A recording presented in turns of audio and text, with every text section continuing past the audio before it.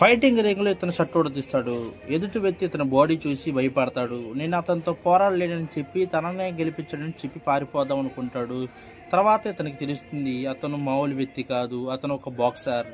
అతను ఒక team match ఆడేటప్పుడు అట్లా ఎదుటి వ్యక్తిని కొడతాడు. ఆ ఎదుటి వ్యక్తిని ఆ రకంగా కొడతాడంతో తనకు బాక్సింగ్ క్యాన్సిల్ చేపిస్తారు. ఇక జీవితంలో బాక్సింగ్ అలాగే ఇలాంటి చిన్న పనులు చేసుకుంటారు. తర్వాత ఓడిపోయిన వ్యక్తి వచ్చి తన కోపంతో కత్తి పెట్టి జాక్ను పొడుస్తాడు. జాకీకి రక్తం వస్తుంది.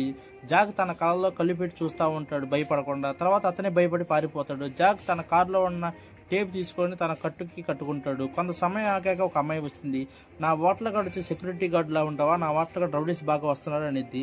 జాక్ నాకు ఇంట్రెస్ట్ లేదని చెప్పి వెళ్ళిపోతాడు.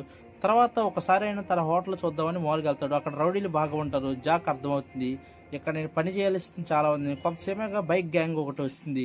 ఆ హోటల్ అంతా గోల చేస్తుంది. ఇక జాక్ అర్థమవుతుంది. పార్ట్ 2 కోసం ఛానల్ సబ్స్క్రైబ్ చేయండి మామ. ఖచ్చితంగా పార్ట్ 2 అప్లోడ్ చేస్తాను.